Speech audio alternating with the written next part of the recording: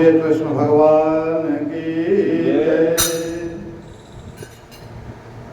भगवान श्री कृष्ण अर्जुन को बता रहे हैं कि अनन्य भक्ति का प्रथम और प्रमुख लक्षण अथवा साधन मन में भगवान को प्रिय मानकर विराजमान करना है।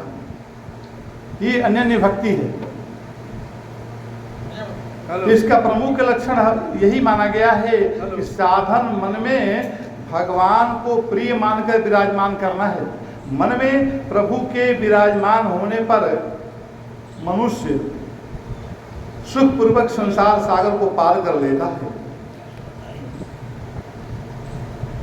तथा मन में आसक्ति के प्रबल होने पर मनुष्य विनष्ट हो जाता है।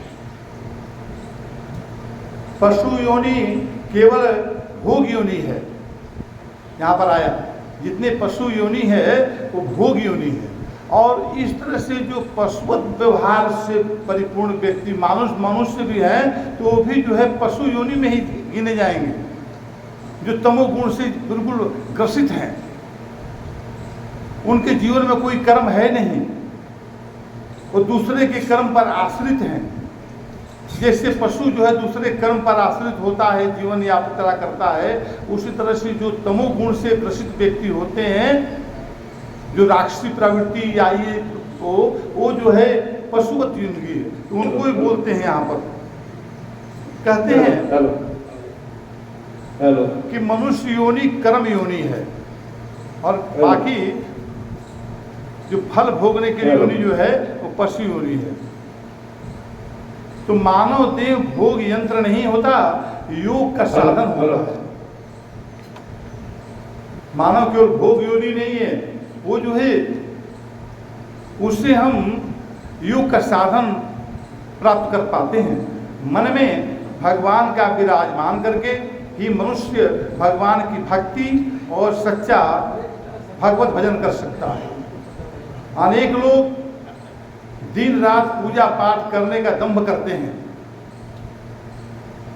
दिन भर पूजा पाठ का दंभ करेंगे। दम का मतलब ये हुआ कि पूजा पाठ ऊपर ही कर रहे हैं, बाहर से जो है दिखावटी कर रहे हैं, लेकिन अंदर से पूजा नहीं हो रहा है, तो वो दम्भ में आ गया है। तो बोलते हैं कि अनेक लोग दिन रात पूजा पाठ का दंभ करते हैं तथा उनके मन में आसक्ति, सांसारिक पदार्थों की आसक्ति बहुत भरी हुई रहती है। भौतिक सुख भोग के प्रपंच में फंसने पर मनुष्य की चेतना सदोष और विकृत हो जाती है।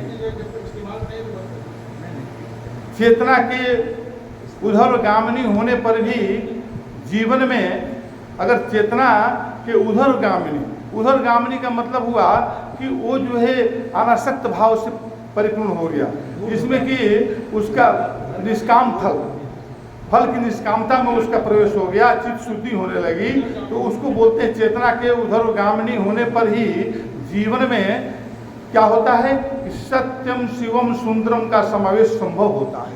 सत्यम शिवम सुंदर का समावेश चित्त शुद्धि के बाद संभव हो जाता है। तो भगवत भक्ति मनुष्य को निष्क्रिय नहीं बनाती।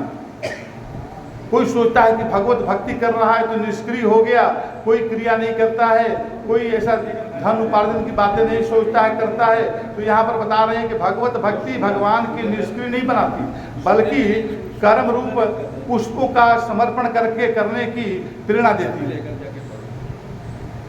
तो कर्म रूप पुष्पों का समर्पण करने की प्रेरणा देती है।